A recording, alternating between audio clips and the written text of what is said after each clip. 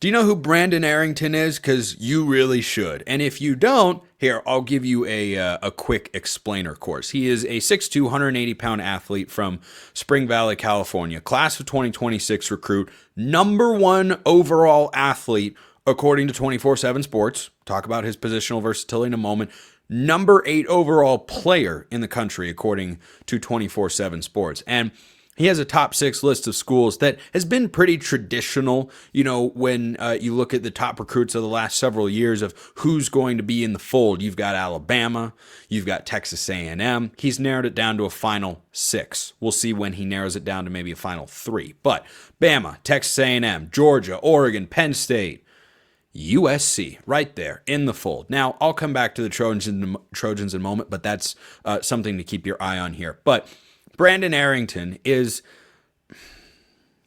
I want to say this very delicately because I don't want to upset anybody or give you the wrong idea that I'm engaging in clickbait practices. But he gives off some Travis Hunter vibes. Just vibes. Just vibes, okay? He's listed as an athlete for a reason. Why? He is incredibly capable of playing both ways. He's much improved as a route runner. His ball skills maybe could take another step forward or so. At least that's what the recruiting analysts who have covered him say. But as a pure athlete, this guy is just a football player. Wide receiver, corner, return man. He can do all of it. Change of direction, stop and start, high-end speed. He ran a 10.43 career best 100-meter dash. 10.43.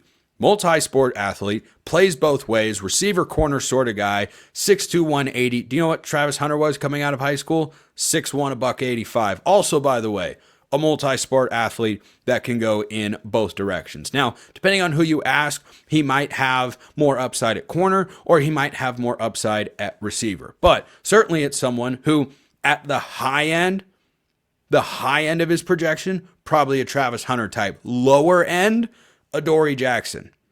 And by the way, I don't say that as a shot. I say that as you should understand how good of an athlete this guy is. Adoree Jackson was kind of a partial two-way player. At USC, they had some special offensive packages for him in the day, but he was very capable, and he was also a really good corner and got drafted, I don't remember exactly when, but early in the NFL draft, and pretty sure he's still floating around in the NFL somewhere. But when you watch Brandon Arrington run, you see why he's one of the most highly regarded athletes in the cycle. Now, he's from the state of California, and ordinarily, USC being after a kid and having a very good chance to land someone of this caliber who's in the state of California wouldn't be anything exceptional or extraordinary, right? But when you look at the last several years and how USC has performed on the recruiting trail, coming into this upcoming 2026 cycle, they've underachieved compared to what they're capable of. They haven't had bad classes, but they haven't had anything close to what they're laying the foundation for here in 2026. Because at their peak power, USC can land top 5 classes every year because they have so much talent in state or even closer than what is, still considered in the state of California. Because Northern California is basically a different state. It's very far away from Southern California, for those of you that don't have the geography of that state memorized. But USC in the SoCal area probably has access to more talent within driving distance than several schools in this country have access to multiple states away. Because that's just the benefit of being in Los Angeles. And USC, according to 24/7 and on 3 right now, after Oregon just had a decommitment by a 4-star lineman, USC currently has the number 1 class in the 2026 cycle. It's still very early. You're going to have a lot of visits. You're going to have a lot of commits. You're going to have a few flips as well as this cycle progresses. But a couple of things here that are worthy of note. Number 1, USC is going after Arrington as a defensive back. I'd be surprised if he didn't also find his way onto the field as a wide receiver there, but could play at any of these schools pretty early on in his career and could go either way, if not both, early in his college career. But USC going after him as a defensive guy makes me look at their defensive coordinator hire. See how fired up I am about USC being USC? Or I just sense the importance of what it could be for college football. Danton Lynn was hired last year from UCLA, and I knew that as a coordinator, as a play caller, as a guy who knows ball and gets statistical results on the field, which is, of course, what matters most at the end of the day, I knew Danton Lynn was good because I saw him at UCLA the prior year with an offensive-minded, play-calling head coach who doesn't do a ton on the defensive side of the ball.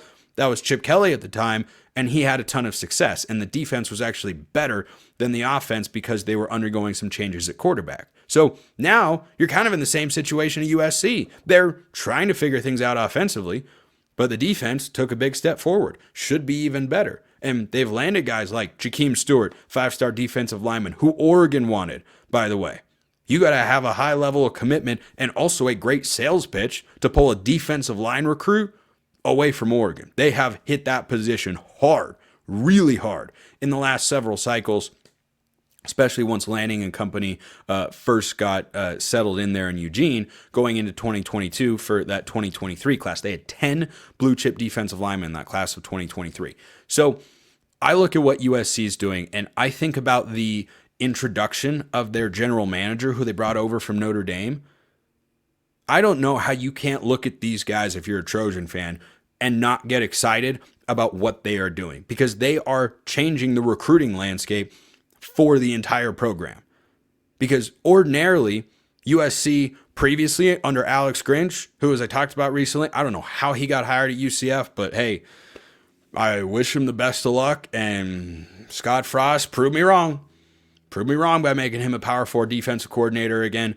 But Lynn has now showcased his ability to have recruiting chops, the likes of which can maximize USC's full potential, which makes them not just a more significant player on the West Coast to schools like Oregon or Washington or the Arizona schools or Utah or anybody else, but USC can go and pull kids nationally as well if they're able to build their brand back up in that regard. So bringing over a general manager, this has been a common theme across college athletics. You look at Bill Belichick brought in a guy from the NFL. Oklahoma just brought in Jim Nagy, who was running the Senior Bowl. USC has made this new hire. They're popping up all over the place. And they are not always super popular faces or well-known faces within an athletic department compared to, the head coach, the quarterback, and a couple of, star skill position players to the average fan.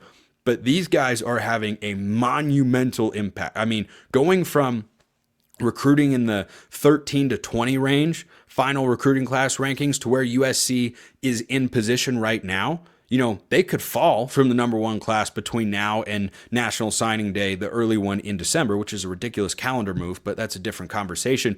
They could, of course, move down, but they're going to have every opportunity, it seems, to stay up at that level too. These are the sorts of players, particularly on the defensive side of the ball, that USC just wasn't after as much before Danton Lynn got there. And they almost landed some last cycle, and they weren't quite able to close the deal. So just be on the lookout. Be on the lookout to see if USC emerges here. But Penn State, cross-country trip, hey, some people are up for that, want to see a big part, or want to see as much of this big country as they can. Oregon, going after them very hard. Georgia, Texas A&M, Bama, I don't need to tell you about the brand power of the SEC in there. But Arrington's a big name, but also showcases the impact that a general manager can have. Oklahoma's about to have a big recruiting weekend in Norman this week. Just look to see what these schools can do with people in charge whose dedicated role it is to figure out how do you build the best roster, somewhat, though not entirely, resembling the professional football model.